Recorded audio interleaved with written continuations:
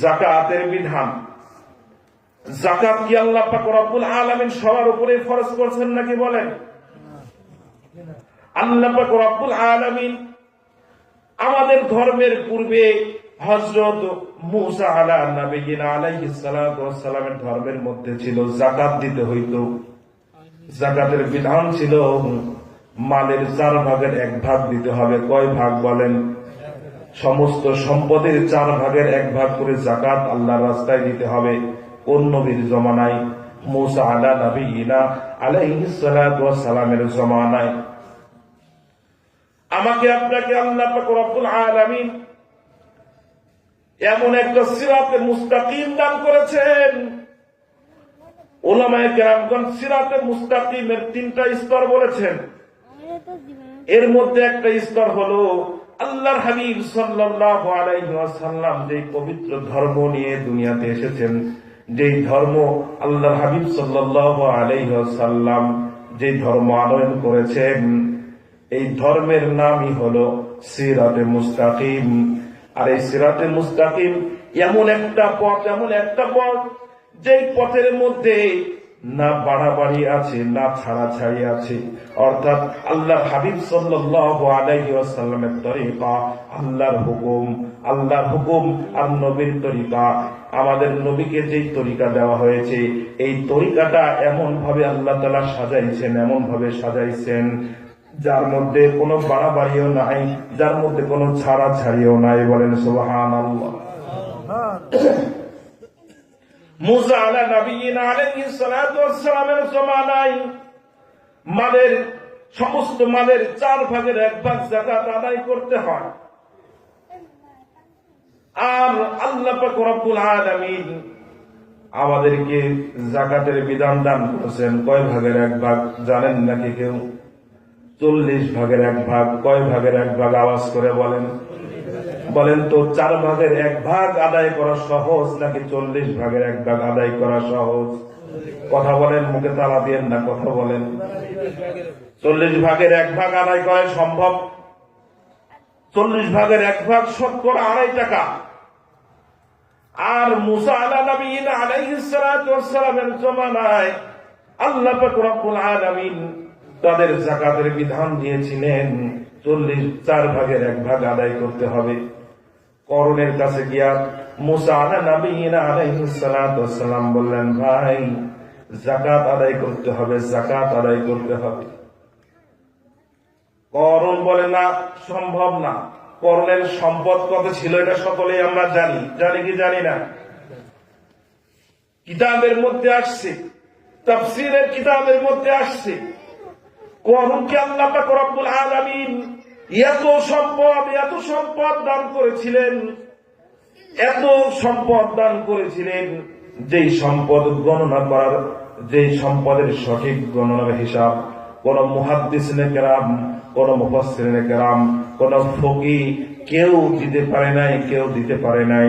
তবে আল্লাহ পাক রব্বুল আলামিন কিছু ধারণা দিয়েছেন।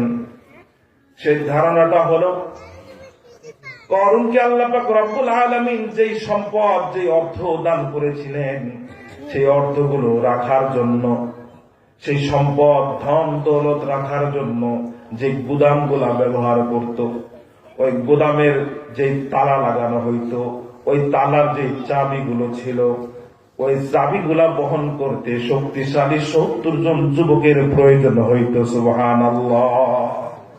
চিন্তা করে দেখেন, শুধু তালার চাবিগুলো বহন করতে 70 জন যুবকের প্রয়োজন হতো। গুদামের কতগুলো চাবি ছিল, কতগুলো তালা ছিল, কতগুলো গুদাম ছিল, কত অর্থ সম্পদ তার ছিল।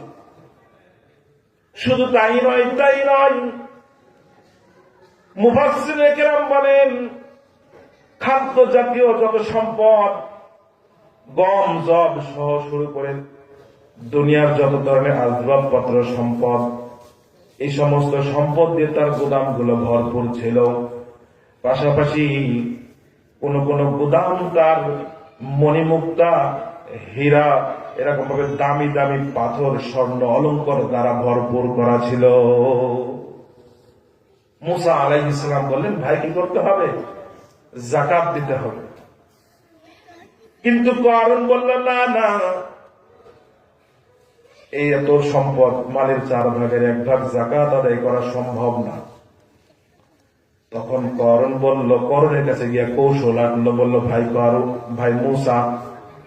করণ মূসার কাছে গিয়ে বলল, ভাই মূসা, এত সম্পদের যাকাত আদায় করা আমার দ্বারা সম্ভব না, একটু কমায় টমায় দেওয়ার সুযোগ আছে কিনা দেখেন।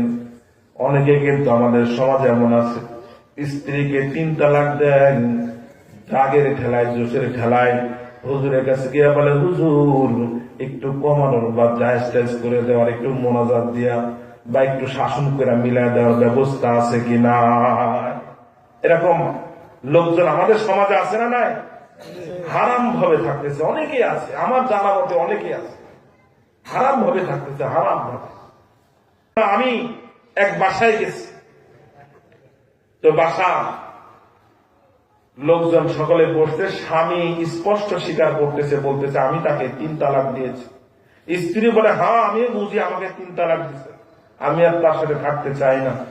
তার অভিভাবক এসে বলে, হুজুর একটু দয়া ও মেহরবানি করেন, কইরা ইহসান কইরা একটু মিলাই দেন, সন্তান আছে, পোলাপান আছে, আওয়াজ করে বলেন, আল্লাহ তাআলা যে বিধান দান করেছেন, দুনিয়ার সমস্ত উলামায়ে কেরাম, এমনকি কাবা শরীফের ইমামও যদি চায় আল্লাহর বিরুদ্ধে, আল্লাহর বিধানের বিপরীতে একটু নড়চড় করার, হেরফের করার কোন সুযোগ আছে? আওয়াজ করে বলেন, কোন সুযোগ নাই। বলে, হুজুর তালাক দেওয়ার সময় মাথা ঠিক ছিল না, রাগে দিচ্ছি। আরে তালাক তো কেউ আই লাভ ইউ বলে দেয় না, তালাক তো কেউ ভালোবেসে দেয় না, রাগ আর ঝগড়া যখন লাগে তখনই তো তালাক দেয়, ঠিক কিনা ভাইরা? করুন মূসাকে বলতেছে, ভাই একটু সিস্টেম করে কমায় টমায় দেওয়ার সুযোগ আছে কিনা, আমি তো এত যাকাত দিতে পারবো না। মূসা আলাইহিস সালাম বললেন, ভাই আমার দ্বারা সম্ভব নয়, এটা কোনো আল্লাহর বিধানের বিপরীতে কোনো নড়চড় করার সুযোগ নাই, তুমি যদি যাকাত না দাও তাহলে এটা আল্লাহ বুঝবে। আল্লাহ তাআলা কি বুঝছেন? আল্লাহ তাআলা তার অর্থ সম্পদ সহ সবকিছু কি করছে, জমিনের নিচে দাবায় দিয়েছেন। অনেক লম্বা ঘটনা, আমি সেদিকে যাব না। বুঝানোর মাকসাদ হলো, মূসা নবীর জমানায় যাকাতের মালের যাকাত কতটুকু আদায় করতে হতো, আর আমাদের ধর্মে এরপরেও অজুহাত পেশ করি। যাকাত দেওয়ার সময় আসলে 2-3টা শাড়ি কিনা মানুষকে দিয়াই বলে যাকাত আদায় হয়ে গেছে। গুনে গুনে যাকাত আদায় করতে হবে, কার বিধান। আবার এই যাকাত আল্লাহ তাআলা সকলের উপরে খরচ করেন নাই।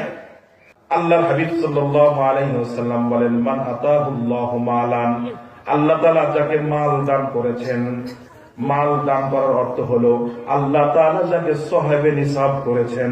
সাহেবে নিসাব অর্থ হলো যার কাছে 7.5 ভরি স্বর্ণ, 52 ভরি রূপার, 52 ভরি রূপার সমসমান দাম টাকা অথবা স্বর্ণ, এগুলো যার কাছে 1 বছর হাউল হবে, 1 বছর যার কাছে অতিক্রম করবে, যদি ঋণগ্রস্ত না হয় তাহলে তার উপরে যাকাত ফরজ। কতগুলো শর্ত একজন ব্যক্তির উপরে যাকাত ফরজ হওয়ার জন্য, যতগুলো শর্ত উলামায়ে কেরামগণ বলেছেন, প্রত্যেকটা শর্ত যাকাত আদায়কারীর দিকে খেয়াল করে করে আল্লাহ তাআলা দিয়েছেন। সুবহানাল্লাহ বলেন। 40 ভাগের 1 ভাগ, সহজ না কঠিন? আরে আওয়াজ করে বলেন, সহজ না কঠিন?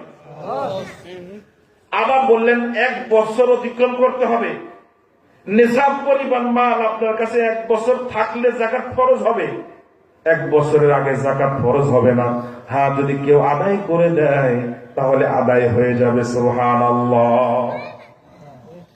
আবার যদি আপনার সেই সমান ঋণ থাকে, তাও বলে আল্লাহ তাআলা, তো ঋণ থাকলেও যাকাত নাই। সহজ না কঠিন? আওয়াজ করে বলেন, সহজ না কঠিন?